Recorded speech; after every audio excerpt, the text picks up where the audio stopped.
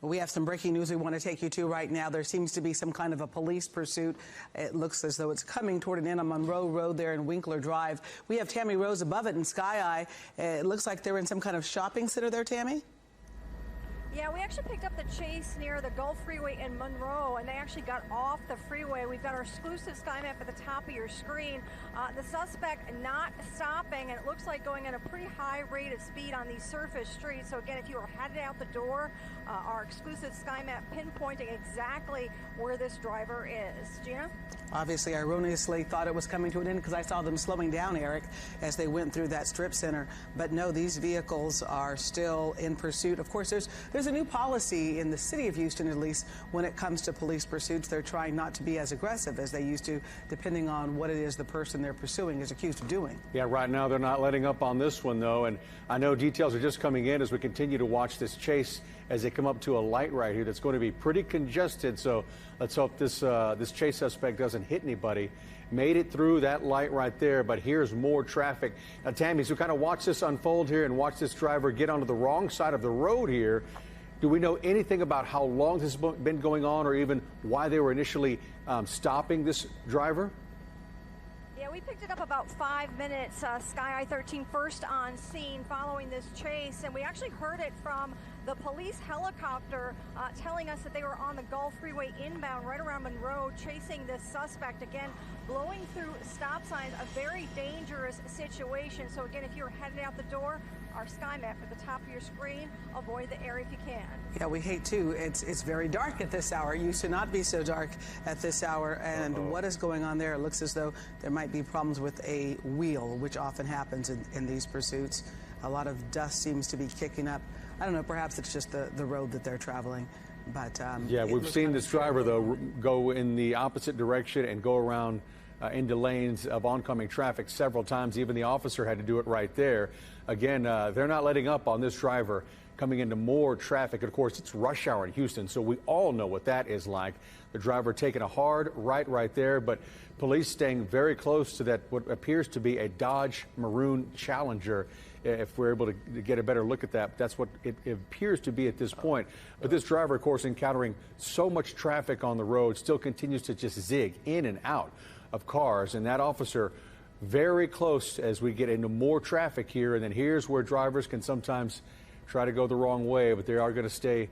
And again, Gina, like I know you were talking about, there is definitely smoke coming from one of those tire wells right there. Yeah, and it looks too like the fleeing suspect is kicking up their speed compared to when we first started watching this pursuit / chase. We have to be cautious about using that word chase. I know police don't like that word used in some instances, but it looks as though it's reaching that kind of category because of the speed they're using. Again, new policy in Houston is to back off if the person they're pursuing is not accused of a serious crime. Again, we have no information about what it is this person is considered to have done.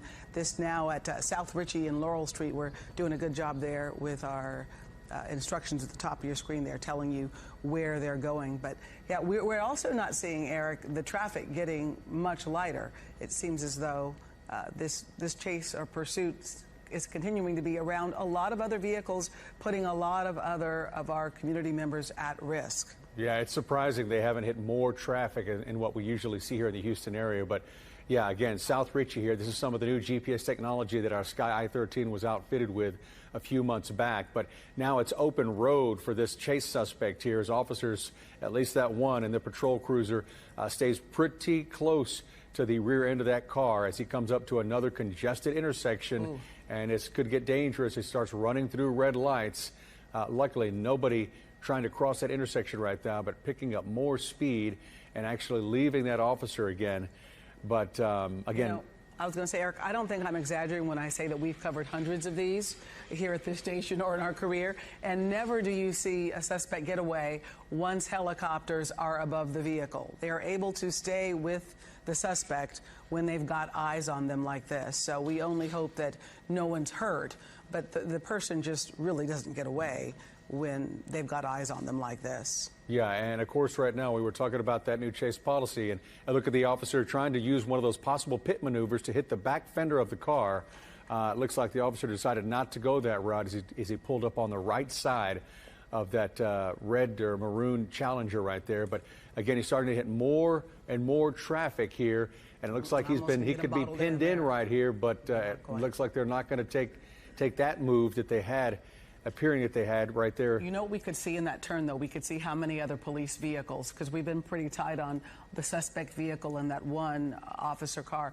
But when we did the turnaround, you could see how many other It almost feels like he's going in circles. He's done at least 2 to 3 U-turns in the 5 minutes we've been following here. And he could not shake them. Yeah, and there was really nowhere to go, apparently, for all these U-turns that he's taking right now. But he's continued to having to lock up the brake lights right here because he or she.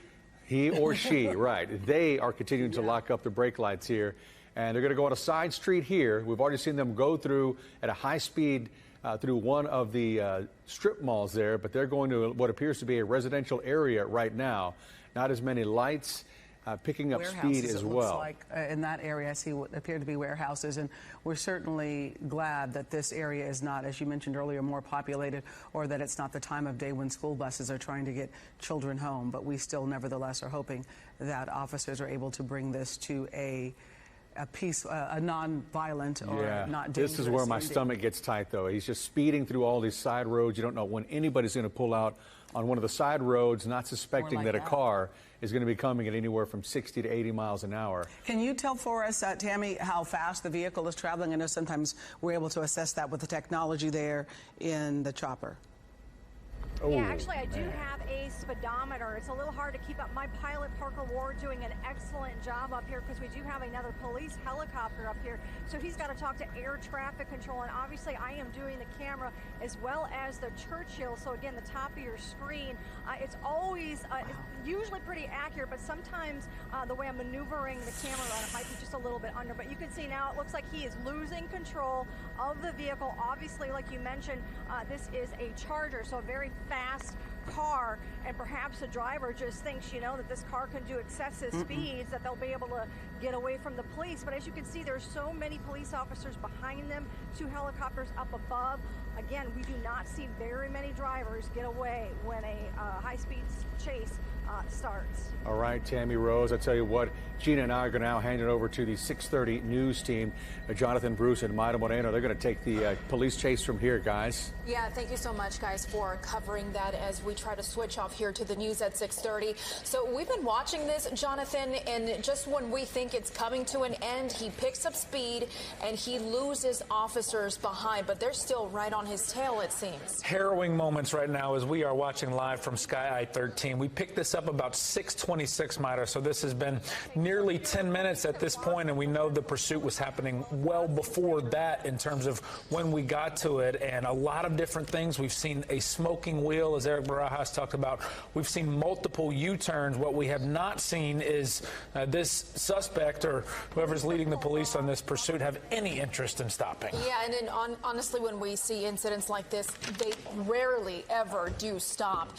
It's really hard to tell who is behind the wheel because the tint in this vehicle is completely dark. But again, we have had pursuits that involve women. So again, we don't know who is behind the wheel of this vehicle, but we're still following close. And it looks like police are probably trying to find him at a different part of this pursuit and hopefully block him in. I know there are instances where police try to get ahead and use those spike strips in hopes of stopping this person. But again, they're not stopping and they're continuing to go. So hopefully it doesn't turn into a pretty bad situation because we have seen some pursuits lately that unfortunately turn deadly. And we are watching live from Sky I-13 right now. One thing that we are seeing here in real time is this vehicle is now back onto the freeway. It looks like the I-45 North freeway right now. And Mayra, the speed is increasing and accelerating to very, very fast levels as we see the vehicle going up this left shoulder right now. Yes, and this should be the southeast side of town as it is going down 45 near Park Place and Broadway.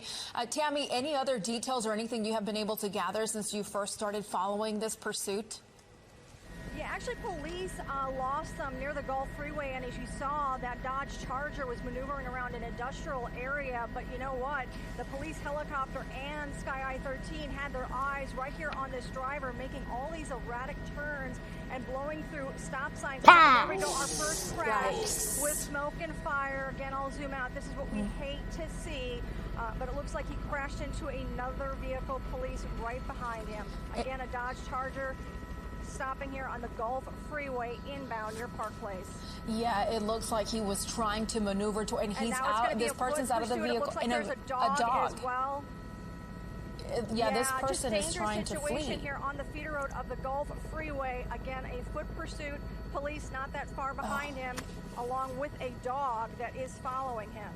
And we see the dog catching up there pretty quickly, and you feel like the dog will ultimately win that race. I don't know. I know that we have to have some discretion in terms of how close we can get, and it looks like the dog is extremely close, and maybe this suspect chase, and yeah, is behind the vehicles at this point. Myra, it looks like they're in water now at this point. We did see some rain, obviously, yesterday, so I'm sure this area that he is trying to maneuver through, there's several puddles there, and it looks like he's trying to hide behind these vehicles. Hopefully this person does not have some sort of weapon. Again, that is something that police have to take into account because safety is first. Helicopter has the light on the vehicle to where he went in. Say that one more time, Tammy. And now police are approaching with their guns. Yeah, so the police know what vehicle that this person went into because we do have the police helicopter up here with us giving ground patrol what is happening here. Again, in that vehicle in the center of our screen, we'll keep it kind of at a medium shot. Police have their guns drawn, and again, a dog as well as a suspect in the middle of our shot. The suspect inside the vehicle. Now it looks like he's actually given up. This is good. Backing up. This is what we like to see for an ending. This is good. Yeah, it looked like that suspect is backing up. They're currently placing handcuffs on him. And it just a crazy situation. I have never seen a pursuit where there is a dog involved following the suspect, trying to get away from a scene.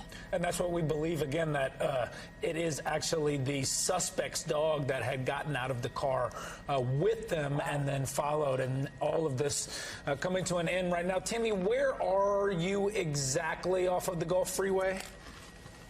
So we're in South Houston, east of the Gulf Freeway here, near Lynn Street and the Gulf Freeway. Again, one suspect in custody. It looks like they're trying to get the dog as well in a parking lot. He was actually hiding in one of these vehicles in this storage lot for vehicles. This is quite a scene. Again, we have been following this pursuit since a little after the 6 o'clock newscast started, about 6:20 something or so before the 6:30 news started. And it first seemed as the suspect was not stopping, and it wasn't up until just a minute ago or so that this person crashed into two vehicles and then ditched the car, ran off, and then a dog followed right behind him. We saw a lot of U-turns through residential neighborhoods and all kinds of maneuvers from the suspect. And the scene that you're looking at right now, Myra, we saw the suspect increase to extreme rates of speed, and then really it looked like crashed into the shoulder on the Gulf Freeway, and we saw sparks flying in every direction. And you can see, as Tammy is showing us the situation here, the aftermath of this, how this pursuit ended. It looks like that is one of the vehicles that the suspect hit. Hopefully everybody that was involved is okay with everything else that happened. But again, now we're going to have some sort of backup here on 45 as police try to, of course, section off this area because it is now part of the investigation as they start to clean up where this suspect ditched his vehicle and took off. If we can welcome Tammy back in now. Again, y'all are watching this live from Sky I-13 and our reporter Tammy Rose in the air. Tammy, how would you describe the way police and law enforcement went about this pursuit? We know that is always a question in these situations.